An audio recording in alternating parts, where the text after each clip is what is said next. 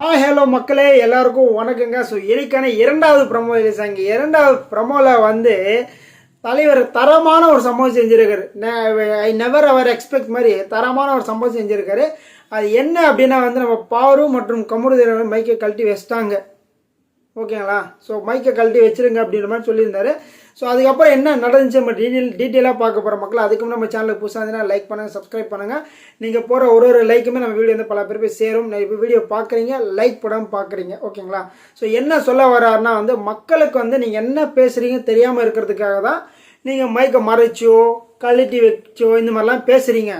அதனால் என்ன பண்ணுறீங்கன்னா மைக்கை நீங்களே கழட்டி 2 பேர் மாதிரி சொல்லிட்டாரு. ஓப்பனாகவே 2 பேர் மைக்கை கழட்டி அங்கே வச்சிருக்க மாதிரி ஓப்பனாக சொல்லிட்டாரு. அது கேட்டோன்னா பாரு அப்படியே ஷாக் ஆகிட்டாங்க.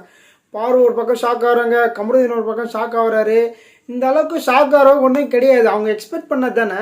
ஸோ பாரு தான் சொல்லியிருந்தாங்க பிக் பாஸ் கிட்ட, பிக் பாஸ் இந்த பனிஷ்மெண்ட்லாம் கொடுத்தீங்களே, எனக்கு வந்து டெய்லியும் வந்து ஒரு 30 மினிட்ஸ் வந்து எனக்கு வந்து மைக் கழட்டி வச்சு எனக்கு ஒரு பர்மிஷன் கொடுங்க, அந்த ஃப்ரீடம் கொடுங்க அப்படின்ற மாதிரிலாம் பேசிகிட்டு இருந்தாங்க. எதுக்கு வந்து பாரு வந்து இந்த அளவுக்கு பண்ணுறாங்கன்னே தெரியலங்க. கமருதீன் வந்து என்ன சொல்கிறதுன்னு தெரியல. இதை பற்றி நம்ம வந்து உள்ளுக்குள்ளே போக முடியாது, பேச முடியாதுன்ற சுச்சுவேஷனில் இருக்கும். அந்த ஒரு விஷயத்த வந்து நம்ம சேதன் வந்து ரொம்ப கிளியராக சொல்லிட்டாரு. ஸோ உங்களுக்கு வந்து ஹவுஸ்மேட்ஸ் அந்த ப்ரைவேசி கொடுக்கல, பிக் பாஸும் கொடுக்கல, யாருமே உங்களுக்கு அந்த ப்ரைவேசி கொடுக்கல. நான் உங்களுக்கு கொடுக்குறேன், உங்களுக்கு எதுக்கு வேஸ்ட்டாக மைக்கு, அதை கழட்டி அங்கே ஓரமாக போட்டுருமே அந்த இது மாதிரி டேபிளில் வந்து வெஸ்டோன்னு இப்போ ஏதோ பாரு ஏதோ வந்து உண்மையிலேயே வந்து பயந்த மாதிரியும், ஸோ அவர் ஹோஸ்ட் வந்து சொன்னதை வந்து உண்மையிலே ஃபாலோ பண்ணுற மாதிரியும் சில ரியாக்ஷன்ஸ் எல்லாம் அவங்களுக்கு தெரியும்ல. அவங்க ரியாக்ஷன் பண்ணதெல்லாம் பயங்கர ஆக்ஷன் கிங் மாதிரி, ரியாக்ஷன் கிங் மாதிரி பயங்கரமாக பண்ணுவாங்க.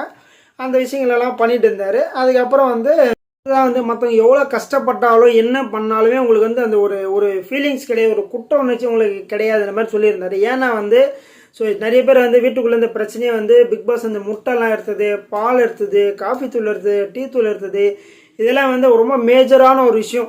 ஓகேங்களா? உள்ள கண்டஸ்டன்ஸுக்கு வந்து எப்படி இருந்தாலும் ஒரு நாளைக்கு வந்து அவங்க வந்து டெய்லியும் வந்து 3-4 வாட்டியாக டீ காஃபி குடிப்பாங்க. பழக்கம் இருக்கிறவங்களுக்கு வந்து அதை வந்து அவாய்ட் பண்ண முடியாது. ஏன்னா வந்து அது ஒரு போதை மாதிரி. அவங்களுக்கு போதைனா தவறான போதை கிடையாது, கம்பல்சரி சாப்பிட்டே ஆகணும், குடிச்சே ஆகணுன்ற மாதிரி வந்து அவங்களுக்கு வந்து அந்த மைண்டில் ஓடிட்டே இருக்கும். அந்த மாதிரி ஒரு முக்கியமான விஷயத்த வந்து பிக் பாஸ் வந்து பயங்கரமாக பிளான் பண்ணி அதெல்லாம் எடுத்துட்டார். ஓகேங்களா? எடுத்ததுக்கு வந்து இருக்கிற ஹவுஸ்மேட்ஸ்லாம் போய் அவங்ககிட்ட சொன்னாங்க, ஏன் அது மாதிரி பண்ணுற, பிக் பாஸ் கிட்ட கேளுன்னு சொன்னதோட தான் வந்து அவங்க போய் கேட்டிருக்காங்க.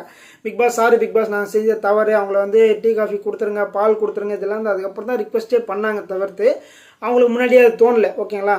ஸோ இந்த ஒரு விஷயத்த வந்து நம்ம வந்து விக்ரம் நினைக்கிறேன் ஃப்ளாஷ்பாம் முன்னாடி இருக்கும்போது அங்கே முன்னாடி இருந்துட்டு உங்களுக்கு வந்து உங்கள் 2 பேரை பார்க்கும்போது எனக்கு ஒரு குற்ற உணர்ச்சியே தெரியல இந்த மாதிரி சொல்லியிருந்தாரு.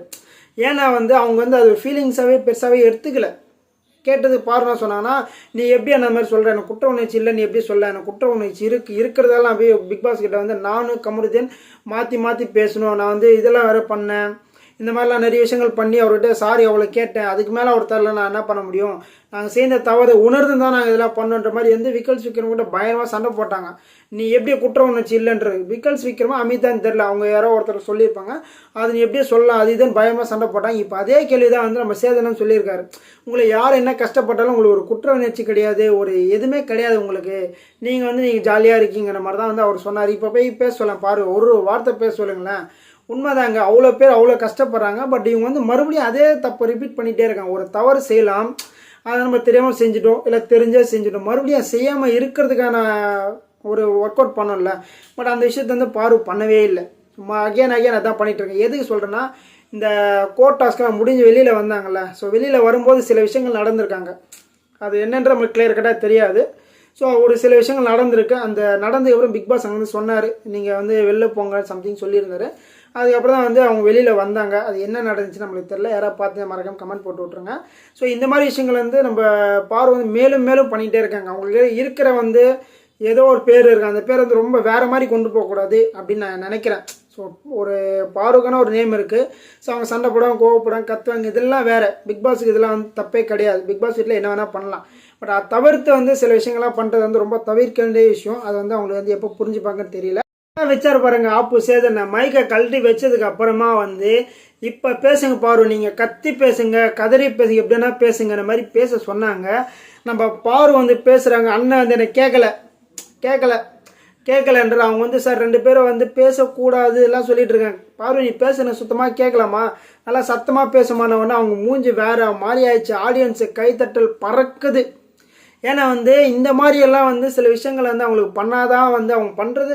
ஆனால் எனக்கு தெரிஞ்ச பார்வதி வந்து கேம் நல்லா புரியுதுங்க. கேம் வந்து புரிஞ்சதால வந்து இவ்வளோ நாளுமே வந்து ஒரு நல்ல ஸ்டாண்டில் இருக்காங்க. ஓரளவுக்கு கேம் ப்ளே பண்ணுறாங்க. பட் அவங்க பண்ணுற பெரிய பெரிய மிஸ்டேக் என்னென்னா அந்த கமருதீனோட சுற்றுறது, கமருதீனோட அவரோட கேமும் ஸ்பாயில் ஆகிற மாதிரி எனக்கு ஃபீல் ஆகுது. ஸோ கமருதீன் வந்து ஒரு நல்ல பேர் எடுத்துகிட்டு போயிட்டு இருந்தார். ஸோ இப்போ வந்து இவங்க இந்த பண்ணுறது வந்து வேறு மாதிரி ப்ரொஜெக்ட் ஆகுதுன்னு தெரிஞ்சுமே வந்து ஏன் வந்து மறுபடியும் இதே பண்ணிகிட்டு இருக்காங்க. இன்னொரு 30 நாள்லாம் 35 நாளில் நீ அதுக்கப்புறம் கமருதீன் வெளில போயிட்ட பேர் நீங்கள் எங்கே வேணாலும் போகலாம், எப்படி வேணாலும் இருக்கலாம், என்ன வேணாலும் பண்ணலாம், யாரும் கேட்க போகிறது கிடையாது. இதெல்லாம் தெரிஞ்ச பாரும் கமருதீனுமே வந்து இந்த வீட்டை வந்து சுத்தமாக வந்து மதிக்கிறதே கிடையாது. ஸோ ரூல்ஸை பிரேக் பண்ணுறது ஓகே, நீங்கள் பேசுகிறது ஓகே, இதெல்லாம் தாண்டி வந்து சில விஷயங்கள் பண்ணுறது வந்து ரொம்ப தவறாக இருக்குது. ஸோ இதை வந்து அண்ணன் இன்னைக்கு வந்து கிழிப்பாரு நான் நினைக்கிறேன். இது ஓகே, பட் இதுக்கும் மேலேயும் ஹெவியாக கிழிச்சாருன்னா தாரமாக இருக்கும்ன்றது நான் எக்ஸ்பெக்ட் பண்ண. மக்களை உங்களோட கருத்துக்களை இருந்தால் மறக்காம பதிவு பண்ண. அடுத்த வீடியோ சந்திக்கலாம். நன்றி.